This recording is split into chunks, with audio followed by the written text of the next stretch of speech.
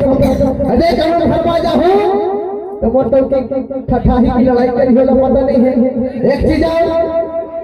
जब जब हमारे बेटा प्रॉब्लम टूरी निकलता है तब बाजू बैठे थे मोरा दिया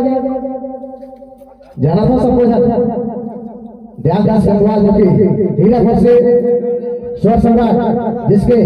माननीय हमारे अध्यक्ष महोदय जी हैं और इनके माध्यम से यूट्यूब चैनल भी है बड़ा धन्यवाद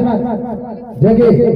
अनेक प्रकार के अनेक गायकों का स्टेज प्रोग्राम देखने के लिए मिलता है। और हमारे सामने बैठे हमारे भाई साहब रावण भट्टा जी, इनका भी यूट्यूब चैनल चलता है और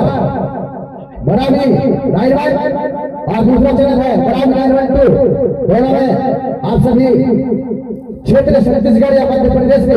किसी भी सिंगरों का स्टेज पर आप देख सकते हैं और जाके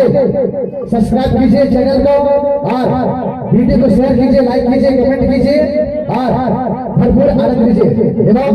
गीत संगीत को आगे बढ़ाते हैं और लेकर चलते हैं। क्योंकि आजकल हमने देखा है क्या चीज कि जिस तरीके से तकनीकी से इस दुनिया आगे बढ़ता है उस तरीके से आजकल जो पुराने रीति रिवाज रहते हैं, जैसे कि हमारे पुराने रीति रिवाज में कभी सारे बताते थे कि जब दीपावली होली